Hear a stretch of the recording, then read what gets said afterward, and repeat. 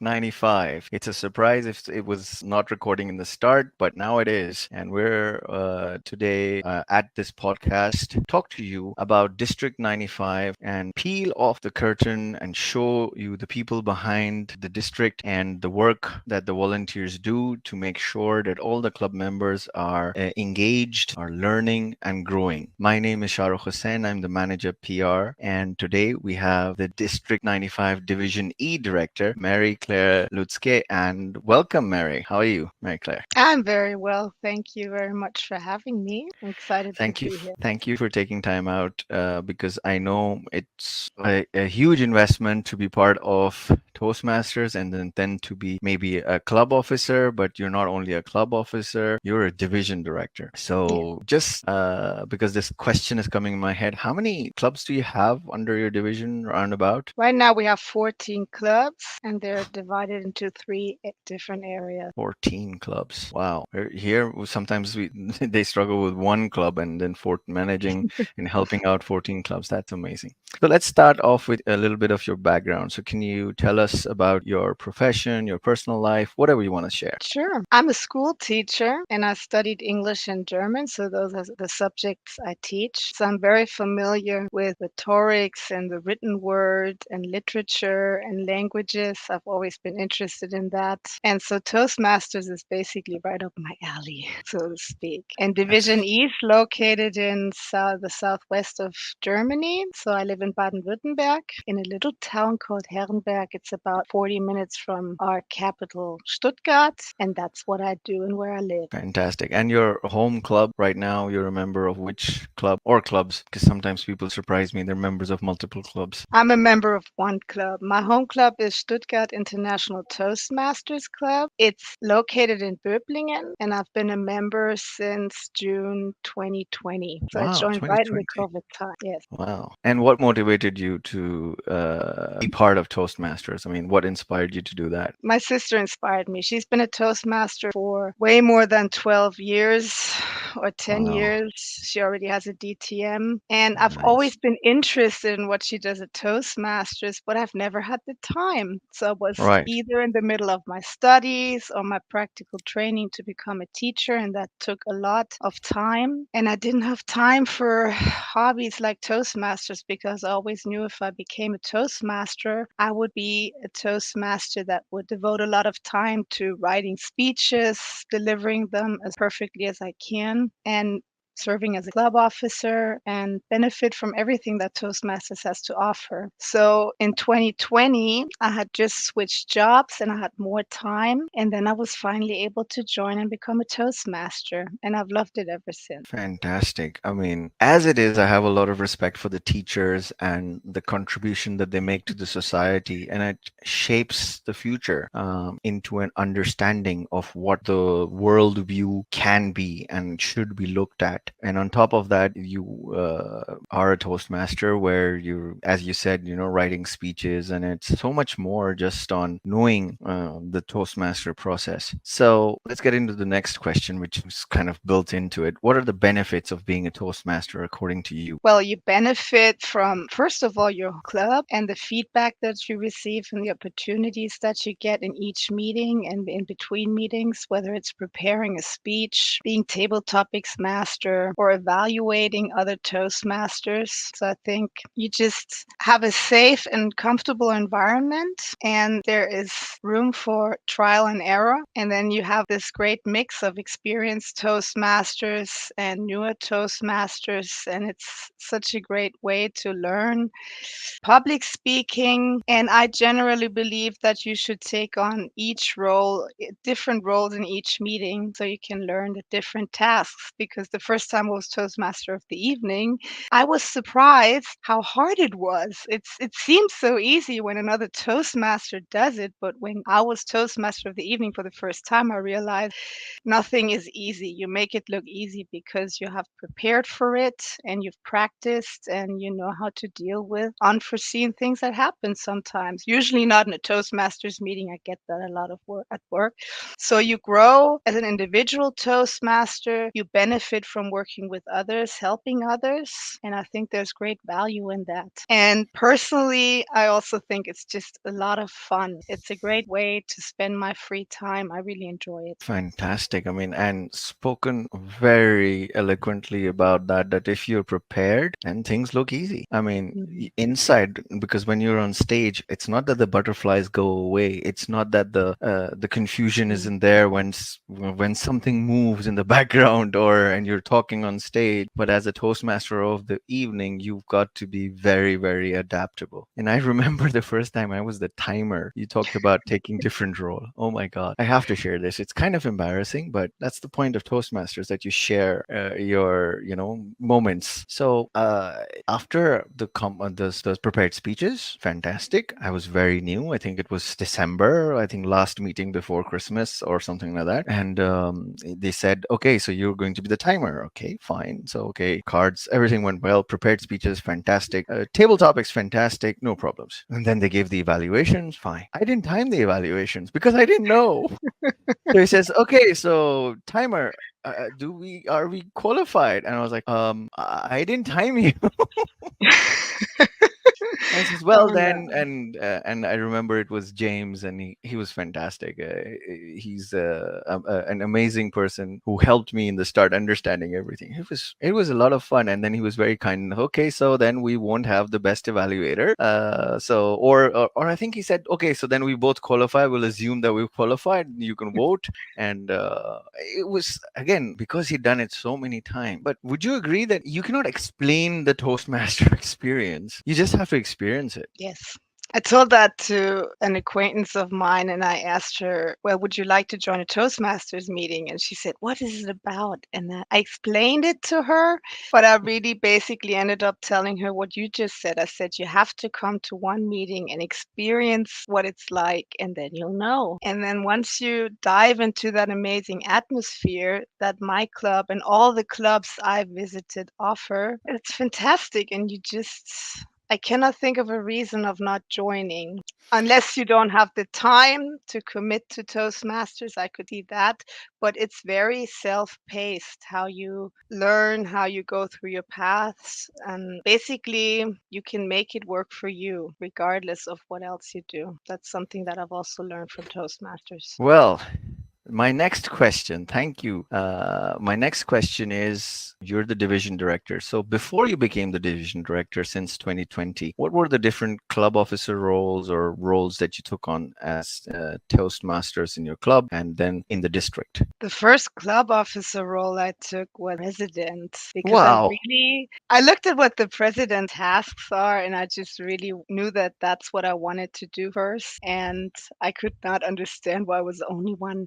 It was quite easy to become club president. No one else wanted the role at the time. And I just loved it so much, that fantastic club officer role. So I really liked it. And then I was VP of education, Oh, so you which has, first became the president and then the VP education. yes. Okay, okay. Interesting. And then I thought about, because my sister has a DTM and she told me, think about getting a DTM. And I looked at the requirements and it said you have to do a district role. And then I thought, okay, I will be an area director once I have enough experience. And then I realized that my division was looking for area directors and I thought, I don't know if I'm ready, but I looked at what the area director does or is supposed to do and I thought I could do this. This looks like fun, visiting other clubs, and I just applied and I loved being an area director. I was area E3 director and visiting the clubs and organizing the area contest. That was just so much fun because everything started going back to in-person meetings and in-person area contests. I really enjoyed that. And once again, I wasn't going to apply to be division director. And then someone asked me, my division director at the time, would have you thought about becoming a division director? And I did the same thing. I looked at what a division director does, and then I really wanted to do it. So here I am as division E Wow. director. Wow. So it's been consistent. So now you're DTM. Now you mentioned DTM. For those who don't know what DTM is, it's a Distinguished Toastmasters. You've completed two pathways and you have to have an area role, a club officer role for a year. My year is about to end on 31st of December. I mean, my year is already done in October, but I said, let's do things proper. So 31st December is going to be my last day as a club officer. And similarly for GTM, as I was telling you, you've got to then be a club coach or a mentor, and you've got to do a final project as well. So it's not easy. It normally takes about 3 years. So at a healthy pace, that's what I say. So Yes. fantastic to hear that, and good luck with that. So coming to the role of the division director, tell me about it. What is it about? I mean, I know all the roles are defined, and the ultimate is, and as the district, to make sure that the clubs are successful. But we would like to hear the work that goes behind being a division director. As division director, you basically lead your division and your area directors. So I have 3 area directors who work with me, and it's also about creating a good team atmosphere as well. So we have a Mm. very friendly and diligent atmosphere. I really like that a lot. So I'm supposed to support them to accomplish their goals and to fulfill their tasks as area directors, and also to, by that way, ensuring that each club achieves what it's supposed to do or the goals it has set for itself as well. So in Division E, which is your area of South Germany, so anyone who has for clubs any issue, they come to you and then you help them out, whether it's with the district or club issues or pathways or anything for that matter. Well, they can, of course, do that. I've heard a lot of things about pathways and Toastmasters. I'm used to pathways because when I started, it was already pathways. So I'm used to it and I don't know the old program.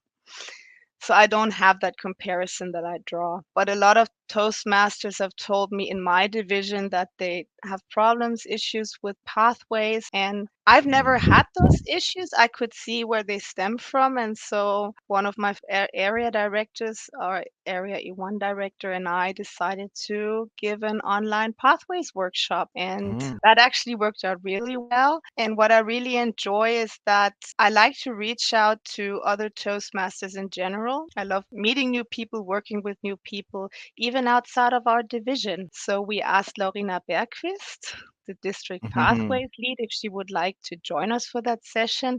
And she said yes. And that's something that I also enjoy. I'm usually not scared to ask people. Sometimes I think, you know what, all they can say is no. But very often people also say yes. And she delivered a 20-minute keynote on pathways, and it really was inspiring. So we take the issues that our members bring forward seriously and do what we can to help them out.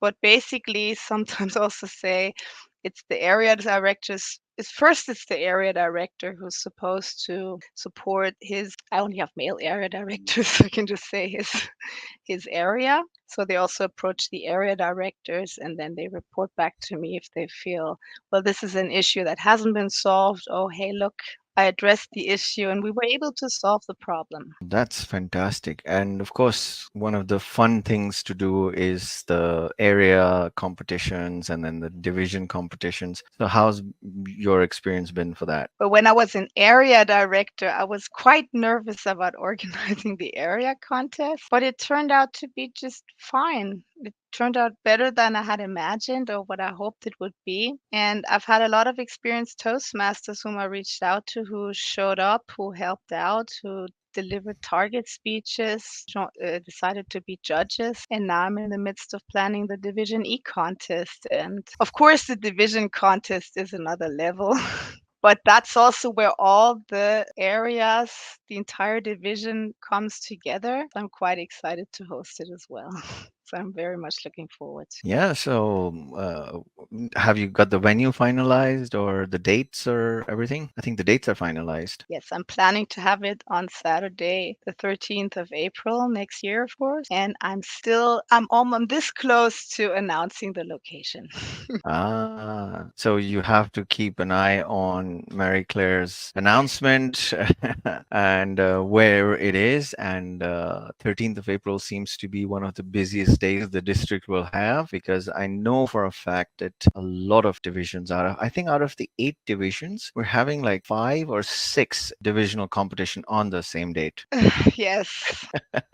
But it makes sense. That is one of the best dates to select, because obviously now I have to plug in a very important event that we all look forward to. That is the district conference. The district conference is an opportunity for all of the members of Toastmasters to come together and enjoy the English competition that leads up to the World Championship, and the German competition, which is the culmination of the German competition. That's where we crown the German champion and for the best speech, and it's fantastic. This year it's going to be in Duisburg, Germany, from 10th till 12th of May. I would ask you all to save the date and whatever you have to and get there, because this time it's in Germany. So it's the opportunity is that it's going to be there, and the tickets are going to fly off the shelf. I'm sure of it, because you can drive up or down all around to Duisburg, and I've seen the Sportschule, the location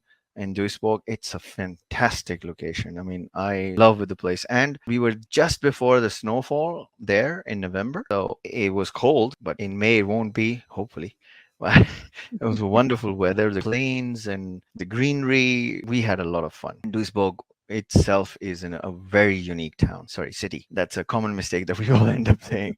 I'll tell you a joke about it. We were talking about it, and he says, well, it's going to be in a town called Duisburg. And so everybody was like, Duisburg is not a town, it's a city. It's got 600,000 people, residents. And I was like, that's more than Oslo, and Oslo is the capital. so, so I was like, okay, everything in Germany is big. That's what my learning was.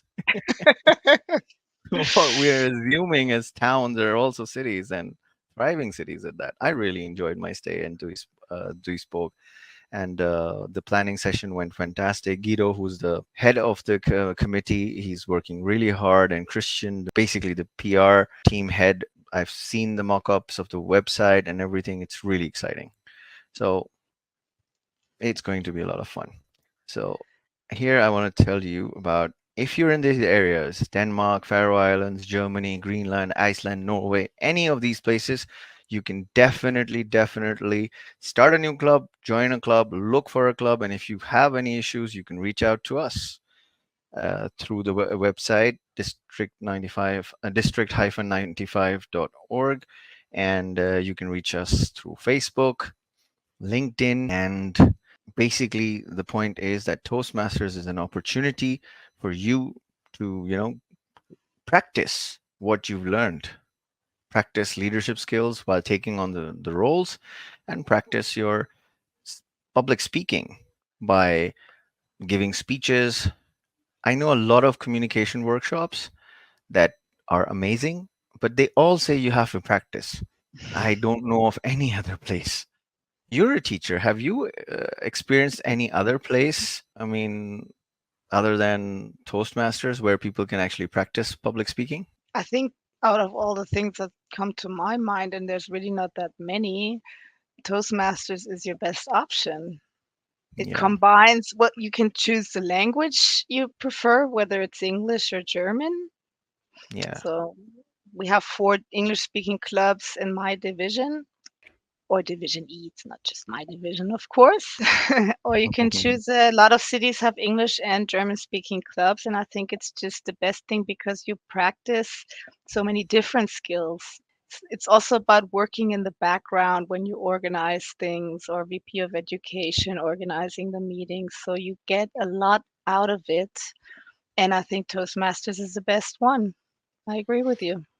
And practice, practice, practice is what I say every day of the week to my students. Yeah, exactly. And I'm sure because you teach German and English, which is languages, the Mm. point of language is to enrich the communication, the message that I'm trying to send, the message that you're trying to send, which I'm listening and processing, and accordingly will take actions. It just helps if you're bilingual, of course, but it will help you even more if you've practiced more. we've always Yes. seen the public speakers, they're on stage and they're fantastic, but nobody sees the hard work that they actually put in. I'm sure they don't have to be part of Toastmasters. You can see the hard work, whether they're actors who give delivering long monologues, which are like speeches, or they're politicians talking about taking on questions, which is like a table topic. So it's Yeah. fantastic. So one of my favorite final questions is, what do you get out of volunteering, because you've spent your money by becoming a member, you've spent your time by and energy taking care of the clubs, taking care of the competitions. What's your return on this investment that you've made as a volunteer? Well, first and foremost, I think it's a lot of fun. And I think Okay. it's a lot of fun not just to be at your own club, but go outside of your club, visiting other clubs, looking at the whole division, and working with the trio or having monthly calls with the trio and all those meetings that we have in person finally now. But in general, I look at it as a valuable way to spend my time. I think time is the most precious gift you can give someone in general, and it's just worth it. When you see a division, when you see a contest, we just had a member who joined quite well in February, so it's almost been a year. And he said, well, even if I don't make it to the division level as a contestant, I'm dying to see what the contest will look like. So once you've organized a contest, or I started out as timer as a helper, and I was really, really nervous. So I could see what you said at the beginning about timing. Hmm. And looking at all the contestants and how much effort they must have put into the speeches and preparation, it's just worth it to be, even if you're a timer or a ballot counter or the organizer of the whole thing, I think it's time well spent for all the clubs in our division and, of course, on a higher level, the entire district. And that's what Toastmasters is about. Yes, and I have to thank you for taking time out today. It's not You're easy welcome. to, do this live in front of the audience, and no matter when it is, and come up with a balance between your professional life. Yeah, I'm sure exams for the students, preparing for those lectures, and also then taking care of the club as a president, because that's a lot of work, and it's fantastic. I feel like I have learned a lot today. Thank you very much. Any last few words you would like to share with the audience? Well, thank you for your kind words, first of all. I'm just happy to be a Toastmaster and a member of my fantastic division and to be division director for this year. And I would also like to take the time to thank you. You put so much effort into Toastmasters as well on the district level, and I really enjoy those videos and the interviews, and I'm glad to be a part of it. So, once again, time well spent, and thank you for your time you took to interview me. No, it's my pleasure and my honor. I said it before the interview that I have a lot of respect for teachers. Teachers are the people who shape your thoughts, your processes, your acceptability towards the worldview, towards positivity. I think that is what has shaped me. So it just completely doubled my respect for the time, energy, and money that you spent into Toastmasters. So thank you very much for your time today. And in the end, I would like to remind the viewers of a very important thing, that you should always, always reach for your dreams. So thank you very much.